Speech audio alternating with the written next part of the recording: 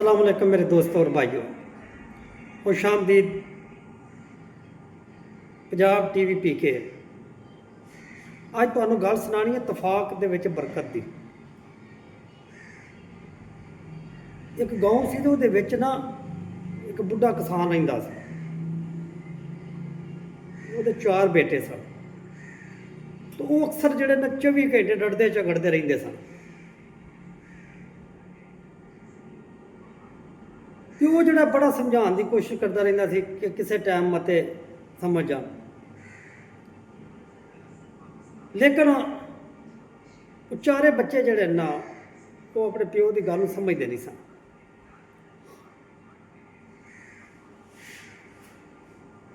कुछ दिन लगे तो बाप बीमार हो गया, किसान जिहड़ा सी। उन्हें आख्या मेरे 4 बच्चों बुलाओ। नौकर गया, उन्हें सारे बच्चों बुलाया।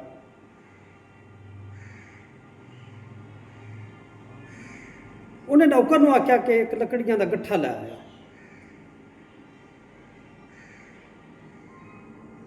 किसान ने अपने सारे 4 बेटिया आख्या लै भी मेरा पुत्र बारी बारी ना एक गठ नूं त्रोड़ो।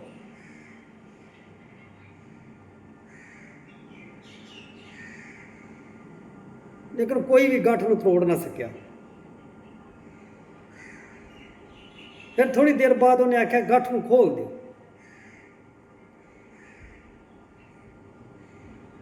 गठ नूं खोल के तो उन्हें सारिਆਂ ਨੂੰ एक एक लकड़ी फड़ा दी। उन्हें आख्या पुत्र मेरे हुण इन्हां इस लकड़ी नूं त्रोड़ो।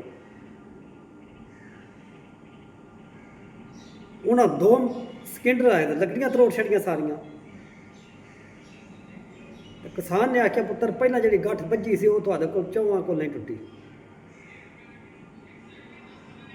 तो हुण एक एक जदों लकड़ी सी तो तुसां किड्डा आसानी नाल त्रोड़ छड़िया।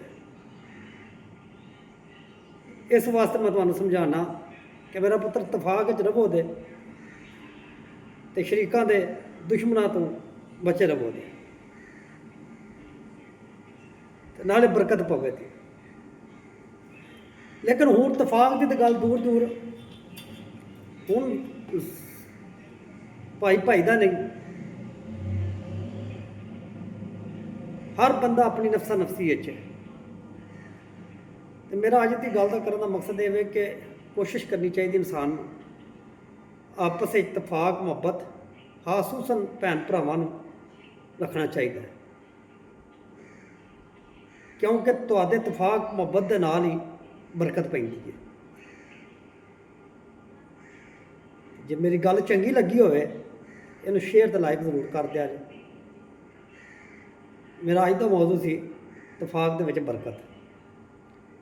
तो हमेशा कोशिश करनी चाहिए कि इतफाक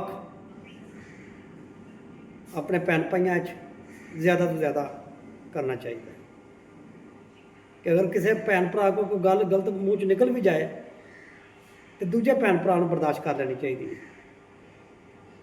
तो तद इतफाक दी मिसालां कायम होंदियां ने। तो जे सारे इक्को जिहे हो जान तो फिर इतफाक नहीं रही। अल्लाह हाफिज़।